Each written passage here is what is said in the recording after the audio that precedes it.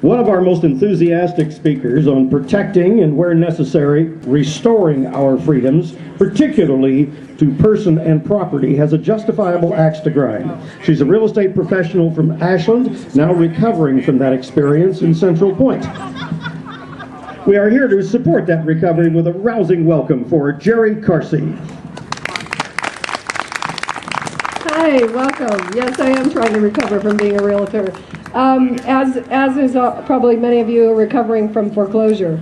I just wanted to, I wanted to talk today because I started my search, for my Democratic Republic, which I believe I left around here somewhere. I can't seem to find it anymore. We're still looking for it. But a couple of years ago, I went to my first Tea Party because I was so appalled and so outraged by what was happening and overwhelmed by what was happening in Washington, didn't feel like I could make an impact there. So I started to look around locally, what I could do locally. And I was pleased as ever to find out that not only after I got over the shock of how Washington was affecting us directly here, the tentacles are right into our county. And once I got over that shell shock, I found out that that's actually where the power is. That's why think globally, act locally. That's why they do that, because they know that the power and the people are at the local level. And that's why it's so important, because that's where the power is.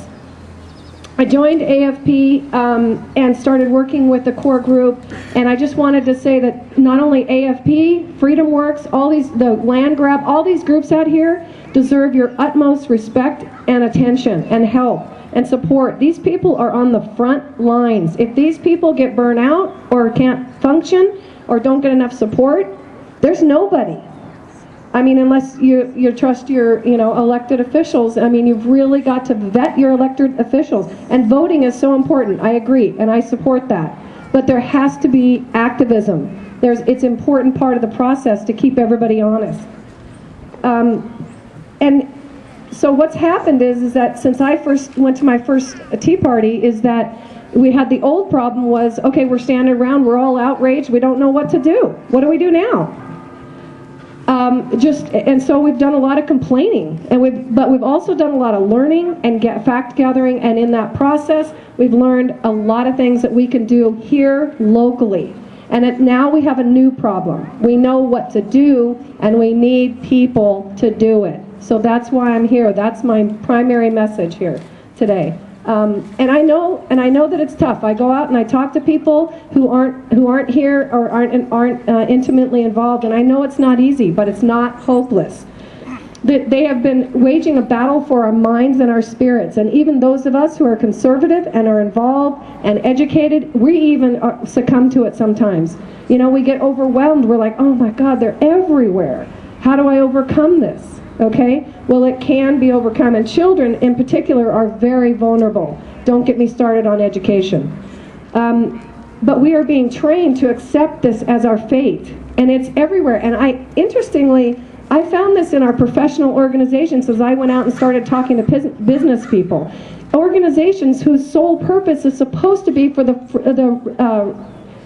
continuing of a free market capitalism. And they are all drinking the Kool-Aid so fast. I mean, they're not handing down cups of Kool-Aid, they're handing down buckets of Kool-Aid to all of our professional organizations, including mine. So as we all see the problems, we understand that there's, the erosion of private property rights, erosion of liberty and individual rights. We have power grabs, we have money grabs. Minutes to tell you, but it'll give the point to administrative rule. Administrative rule is a form of government set up by government that is so repugnant to the Constitution that they even had to invent a new way to try you, to convict you, and to take your property and levy fines against you. It has all the appearances of law, but it has nothing to do with law.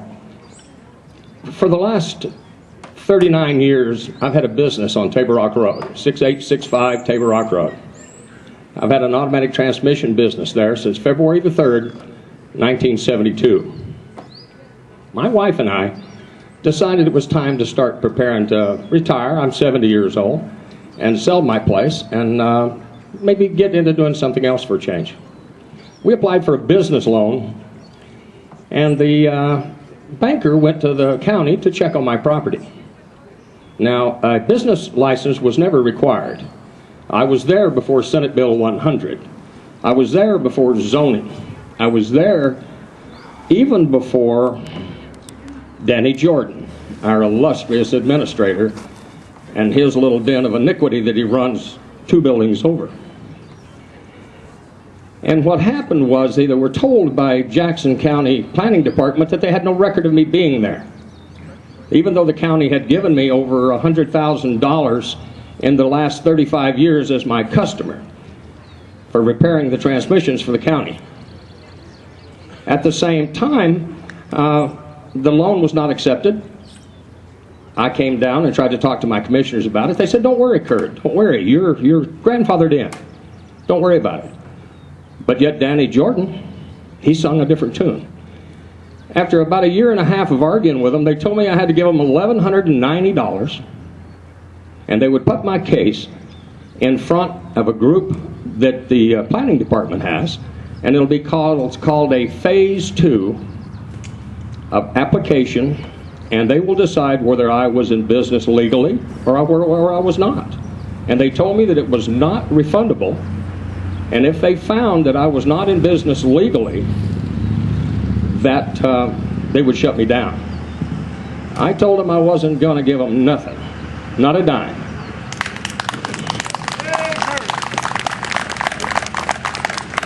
Well, it's been costly. They took about $6,000 a month in income. They fined me $600. They put a cease and desist order on me doing business at my location at threat of a $10,000 a day fine. I went to their little trial, their little administrative tribunal.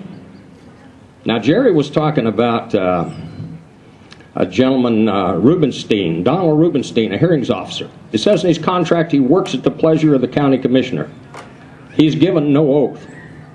Yet he rules on administrative rule. He hands down fines, sanctions, and it has all the trappings of a court. But if you want to appeal it, you have no appeal. The only appeal you have from his decisions would be an appeal on their process to the circuit court. Now, up until 2003, when you were cited, you would go right over here to the circuit court. Jury trial. They denied me a jury trial. You had appeals process. They denied me the appeals process to the state court, to the appellate court, to the state Supreme Court, and to the federal Supreme Court. Was denied. You also lost the ability to have an elected judge that our Constitution also declares that we have. So they violated my right to a jury trial. Article 1, Section 17 of the Oregon Constitution says in all civil matters, the right to a trial by jury shall remain inviolate. And inviolate, my folks, means not to be altered, not to be tampered, not to be changed. Now, I'm about to get the hook, so thank you for coming. I appreciate your ear, and pay attention. They're coming for you next. Thank you. Monuments used to come in the form of tombstones, statues, spires, buildings, stadiums. Jerry Jones has one of those just outside of Dallas. And there's a huge one in the Black Hills of South Dakota. But now they're springing up like weeds. And most of these monuments are full of weeds. They're not honoring any particular person or event or group. They're just out there carefully removed from public use for the benefit of an elite few who tell us they know better than we how to use this God-given asset known as the public lands of the United States of America. Our next speaker has a diverse background in economics, finance, journalism, and a variety of entrepreneurial adventures. He's been a political activist for over 20 years and has experience with the public relations tools and methods used by the environmental industry. So here to tell us more about how to find and preserve a monument is the Executive Director of Stop the Land Grab, Mr. Eric Dubin.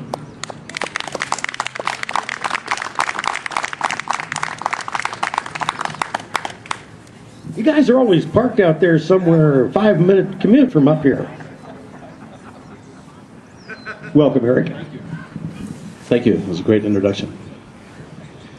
So about 3 years ago, Department of Interior had an unfortunate leak accident, and the American people learned about 13 some odd national monuments were proposed, as well as some various wilderness designations and so forth.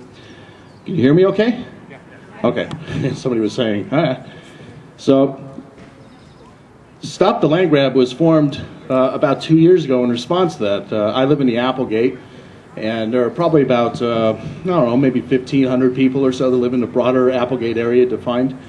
And a great number of us would find our properties either directly impacted by the scope of the monument that's proposed for the Siskiyou Crest, or just our access rights and ability to use our water or tend to our farms as we wished. So it was a natural calling for people in our area to just rise up and to fight this. And it's been about 2 years now, and we actually have good news, because the primary environmental group that is working to support the National Monument has been on public record in various editorials or on radio stations saying, we're not necessarily wedded to the idea of a national monument. It was just a rough way that we described it on maps in terms of its scope. They went from 1 million acres to 600,000 acres to, at this point, not talking about it at all. So, we don't have many victories that we can champion, but this is definitely something that we feel pretty good about, because we were just, a bunch of residents sticking up for the rights that were natural that we could see, and they have definitely backed off. So, it's a good thing. But I can basically give you some inside baseball at this point, because there is some glimpses to their new strategy. So I'll cut you in on what I think KS Wild is doing at this point. They haven't made it public, but Stop Land Grab is aware of their efforts to buy grazing rights all in and around the Thompson Creek watershed. And if you know where the Red Butte Wilderness is, that's kind of like the core of where the monument proposal was. We have a map over on our table over there. You can take a look at it. And it's our opinion that they're trying to do is a piecemeal strategy, purchasing of grazing rights, working around different areas for BLM lands, and to make a smaller scale proposal. So be on the lookout for that. That's what we think their next step is going to be. And at this point, we talked, a couple of people mentioned Agenda 21, and I'm not going to really get into that in full here, but I am kind of curious, how many people here are familiar with Agenda 21? Can I see you raise a hand? Yeah. There was, the AFP meeting with Rosa Carey was pretty informative, and it's really great to see someone from the left perspective championing this, because, these issues are universal, and we really do have to fight them, both welcoming people from different perspectives. So I'd encourage anybody who didn't actually go to the AFP meeting to go and check it out on the web, because her speech was pretty fantastic. So I'm going to basically leave it short, but I just want to tell you that, if you support groups like Stop Land Grab, we can make a difference on the local ground, because when issues are in our backyard, we can get a lot of activism. People put forth sweat equity. We at this point, we've filed for a 501c registration with the IRS, and we're going to hopefully by our second year have more than the 10 or so core activists that work with us. And even with our small size, we still have been able to make a pretty big impact. So it's something that you can feel proud about, because when politics is local, we can in fact make a big difference. So I encourage you to come over to our table. We publish a newsletter we're going to be doing pretty consistently on a monthly basis, that you can keep up to date with what we're doing and support us going forward. And we also have a petition, and if you're interested in maybe even having lawn signs with respect to Stop Land Grab and the Siskiyou Crest Monument, we're going to be putting those out. In Northern California, there's probably, maybe 1,000 signs. If you drive up and down the Highway 5 or 96 in the Klamath area and then around the Klamath River, you see them everywhere. They're very active. So we hope to bring Southern Oregon up to the speed of what our compatriots in Northern California have been doing. So thank you very much, and welcome to the next speaker.